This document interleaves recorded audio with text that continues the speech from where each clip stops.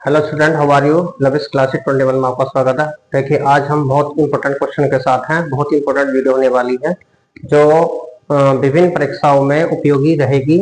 2026 से लेकर 27 जो हमारा सेशन चला 26-27 और अनेक परीक्षाओं में सबसे ज्यादा इंपॉर्टेंट होने वाली वीडियो है हमारी। तो देखिए, आप जो है विकल्प है आपके यहाँ, मल्टीपल चॉइस क्वेश्चन है आपके ये सबसे ज्यादा मालूम किया जाता है हर परीक्षा में। तो देखिए, पहला क्वेश्चन हमारे पास दिया है, लेड नाइट्रेट का रासायनिक सूत्र है। बहुत इंपॉर्टेंट है, ज्यादातर परीक्षाओं में सबसे ज्यादा मालूम किया गया है। ये ज्यादा आने वाला क्वेश्चन आपका क्या है? क्वेश्चन हमारे पास लेड नाइट्रेट का रासायनिक सूत्र है। तो इसमें चार ऑप्शन हमारा, पहला है PbNO3, दूसरा है PbNO3 का होल ट्वाइस, और तीसरा है PbNO2 का होल ट्वाइस, और डी है आपका PbO।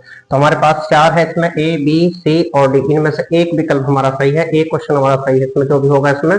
तो देखिए, हमारा पहला लिखा आपका क्वेश्चन हमारे पास ये है, लेड नाइट्रेट का रासायनिक सूत्र है। लेड नाइट्रेट का केमिकल फार्मूला आपको बताना है इसमें।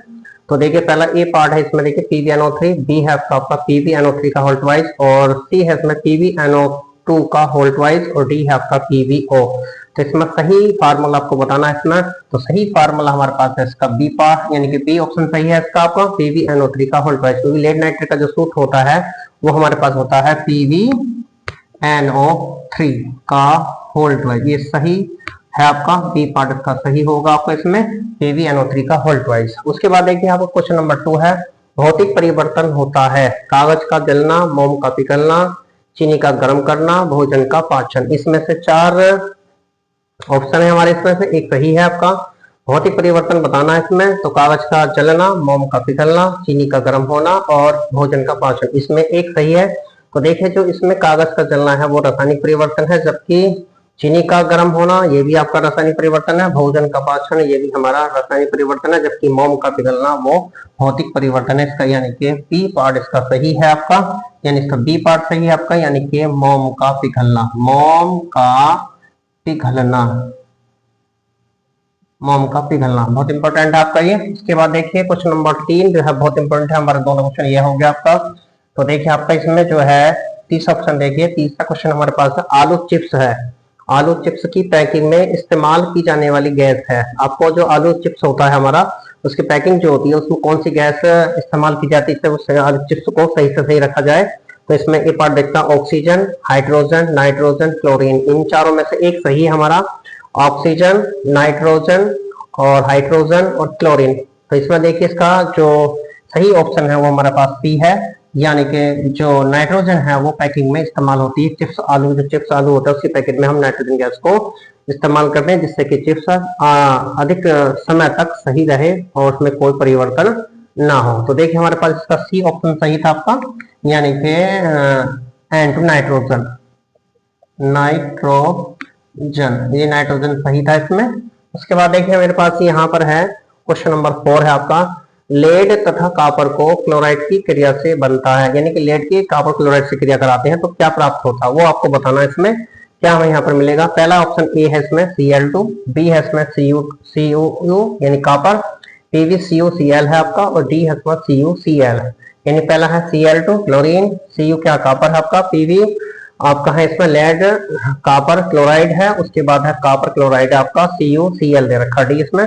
तो इसका ऑप्शन जो है आपका यहाँ पर, जब हम लेड को कॉपर के साथ, कॉपर क्लोराइड के साथ क्रिया कराते हैं तो कॉपर प्राप्त होता है, कॉपर विस्तारित होता है अलग। तो इसमें इसका जो है क्वेश्चन जो है आपका बी सही है आपका, यानी कि CO आगा आपका इसमें, यानी कि इसमें कौन सा है आपका CO। अब आगे देखिए, लेड नाइट्रेट को गर्म करने पर बनता है। अगला क्वेश्चन हमारा पांचवा, क्वेश्चन नंबर 5 है आपका। चार क्वेश्चन हमारे हो चुके हैं, 5th क्वेश्चन हम चल रहे हैं यहाँ पर। तो देखिए, लेड नाइट्रेट को गर्म करने पर बनता है Na2O, यानी कि N2O, दूसरा बी है इसमें NO, और सी है इसमें NO2, और डी है आपका N2O3 है इसमें। तो इसमें देखिए, एक ऑप्शन सही है, जब लेड नाइट्रेट को गर्म करते हैं तो हमारे पास जो बनता है वो NO बनता है, हमारे पास NO बनता है। इसमें NO ऑप्शन जो है वो बी पर है यहाँ पर, तो जब बी पर दे रखा आपको यहाँ पर इसका हो गया बी ऑप्शन सही है आपको इसमें। बहुत इंपॉर्टेंट क्वेश्चन है, ज्यादातर के परीक्षाओं में सबसे ज्यादा मालूम किए जाते हैं 5 ऑप्शन। क्वेश्चन नंबर देखिए 6 है आपका। सारे क्वेश्चन जो है हमारी एनसीईआरटी बुक से लिए हुए हैं और एनसीईआरटी बुक से निकाले गए हैं इसमें, तैयारी के हिसाब से बहुत इंपॉर्टेंट है, ज्यादातर क्वेश्चन यही रिपीट किए जाते हैं इसमें। तो देखिए, क्वेश्चन आपका, मनुष्य के वक्र एक तंत्र का भाग है जो संबंधित है, यानी इसमें एक कोई मनुष्य का जो वक्र है का तंत्र है का जो भाग होता है वो संबंधित किससे है? पोषण से, श्वसन से, उत्सर्जन से, परिवहन से। इन चारों में से एक सही होगा आपका। क्वेश्चन नंबर 6 है आपका। तो मनुष्य में वक्र एक तंत्र का भाग है जो संबंधित है पोषण, श्वसन, उत्सर्जन, परिवहन। इनमें से एक सही होगा। तो इसमें देखिए जो वक्र होता है वो उत्सर्जन का कार्य करता है आपका, यानी कि इसका जो होगा सी ऑप्शन सही होगा आपका, यानी कि उत्सर्जन, यानी कि यहाँ पर उत्सर्जन आएगा इसका आंसर आपका। तो क्वेश्चन नंबर 6 था आपका। उत्सर्जन यूज करेंगे यहाँ पर, उत्सर्जन पर टिक करेंगे आप यहाँ पर। बहुत ही इंपॉर्टेंट क्वेश्चन था आपका। आगे क्वेश्चन देखिए इसमें क्या है। पादम में जाइलम उत्तरदायी है। जाइलम है एक हार्मोन्स का नाम है जाइलम। पादम में जाइलम उत्तरदायी है। किसके लिए उत्तरदायी है ये बताना। जल का वहन करता है, भोजन का वहन करता है, इसमें अमीनो अम्ल का वहन और ऑक्सीजन का वहन। इन चार ऑप्शनों में से एक सही है इसका कोई सा। यानी पादप जो होता है, जाइलम का उत्तरदायी होता है पादपों में, जो पेड़ पौधे होते हैं उसमें, यानी किसका उत्तरदायी होता है, किसके लिए उत्तरदायी होता है? तो हमारे पास जल का वहन, भोजन का वहन, अमीनो अम्ल का वहन और ऑक्सीजन का वहन। सबसे ज्यादा जो बच्चे हैं वो ज्यादातर अमीनो अम्ल का यूज करते हैं कि अमीनो अम्ल का वहन करें, लेकिन जो कि गलत है यहाँ पर। और यहाँ पर ऑक्सीजन को भी ज्यादातर यूज कर लेते हैं। हाँ, ऑक्सीजन चल रही है यहाँ पर, वहन भोजन का वहन भी आ जाता है, लेकिन ये सब हार्मोन्स के अलग अलग काम है इसके। अभी हमें जाइलम ले रखा, बाद में जाइलम की बात है, तो ये जल का वहन करता है, इसका काम होता है जल का वहन करना, यानी कि ए ऑप्शन इसका सही है यहाँ पर, यानी कि जल का वहन। जल का वहन इसका क्वेश्चन है आपका, यहाँ इसका आंसर आ जाएगा। ए पार्ट सही है। अब देखिए इसका क्वेश्चन नंबर आपका हमारे पास है, ये तो हो गया क्वेश्चन नंबर 7। क्वेश्चन नंबर 8 देखेंगे। स्वपोषी पोषण के लिए आवश्यक है, यानी जो स्वपोषी पोषण करते हैं उनके लिए क्या आवश्यक होना चाहिए? CO2 तथा H2O, यानी कि कार्बन डाइऑक्साइड तथा जल।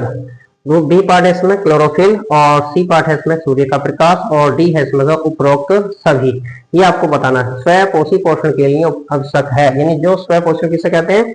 जो स्वयं अपना भोजन स्वयं बनाते हैं, जो किसी पर डिपेंड नहीं होते हैं, यानी स्वयं पोषण करते हैं, वह स्वपोषी स्वपोषी कहलाते हैं। और तो इसमें जो है स्वपोषी के लिए सबसे CO2 तथा H2O दोनों चाहिए हमारे पास। क्लोरोफिल का भी उपयोग होता है, सूर्य का प्रकाश होता है, क्योंकि स्वपोषी जो होते हैं सूर्य के प्रकाश में अपने भोजन का निर्माण करते हैं। इसलिए इसमें जो चार है, ऑप्शन ए CO2 तथा H2, क्लोरोफिल, सूर्य का प्रकाश, यानी कि तीनों हमें चाहिए। इसका डी ऑप्शन सही है आपका, यहाँ पर डी ऑप्शन सही है, यानी कि उपरोक्त सही। यहाँ पर डी आ जाएगा आपका, उपरोक्त सभी। ये इंपॉर्टेंट है आपका बहुत ही ज्यादा। ये हमारे पास क्वेश्चन बहुत इंपॉर्टेंट है यहाँ पर। उसके बाद देखिए हमारा क्वेश्चन नंबर 9 है आपका। क्वेश्चन नंबर 9 में कह रहा है एक अवतल दर्पण है आपका। एक अवतल दर्पण के फोकस पर रखी वस्तु का प्रतिबिंब बनता है। क्या है आपका? एक अवतल दर्पण है और अवतल दर्पण के फोकस पर कोई वस्तु रखी है, उसका प्रतिबिंब कहाँ बनता है वो बताना है। इसमें ऑप्शन ए है आपका वक्रता केंद्र पर, डी दर्पण के पीछे, सी अनंत पर, और डी है इसका ध्रुव पर।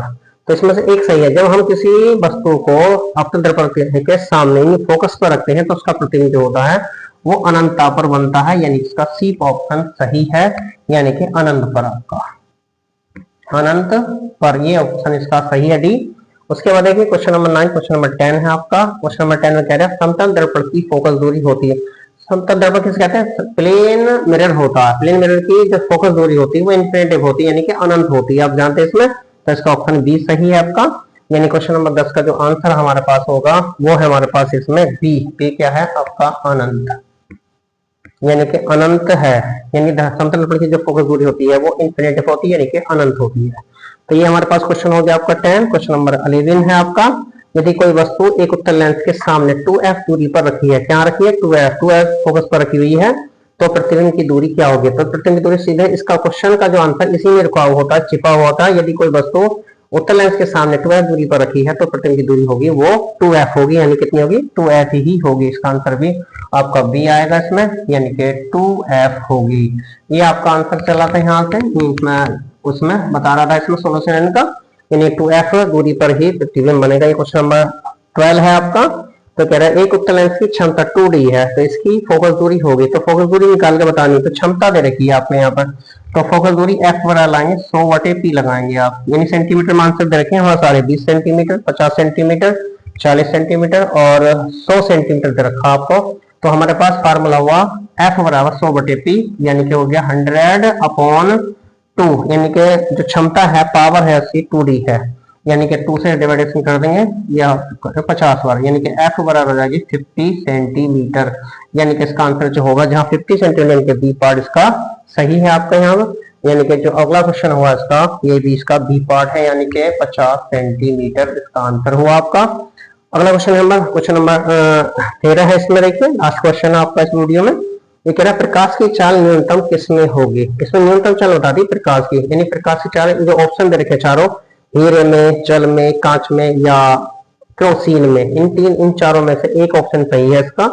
जो इसको बताना है कि प्रकाश की चाल न्यूनतम किसमें होती है। एक क्वेश्चन होता है प्रकाश की चाल अधिकतम किसमें होती है, वो होते हैं ऑप्शन जो दिया होगा उसमें बताना पड़ेगा। इस हिसाब से अगर हीरे में, जल में, कांच में, केरोसिन में, तो प्रकाश की चाल जो होती है वो न्यूनतम जो होती है वो हीरे में आएगी, यानी कि इसका ऑप्शन ए सही है आपका। और अधिकतम जो होगी वो कांच में होगी इसमें, ठीक है। और यहाँ इसमें अगर बात अधिकतम आती है तो कांच में आएगी इसमें, और न्यूनतम की बात करा तो हीरे में है, तो इसका ऑप्शन जो है आपका ए सही है आपका, हीरे में, है ना। हीरे में लिखा हुआ है, हीरे में ऑप्शन इसका सही है आपका। इस सारे क्वेश्चनों के आंसर मैंने यहाँ पर बता दिए। इसमें बहुत ही इंपॉर्टेंट क्वेश्चन थे आपके, फिजिक्स, केमिस्ट्री, बायो, तीनों में से लिखा हुआ है आपका इसमें, और बहुत ही इंपॉर्टेंट क्वेश्चन है, ज्यादातर परीक्षाओं में मालूम किए हुए हैं आपका। तो देखिए आज की वीडियो यहाँ पर ही कंप्लीट होती है। आपसे गुजारिश है कि हमारे चैनल को सब्सक्राइब करें, लाइक करें, शेयर करें। धन्यवाद।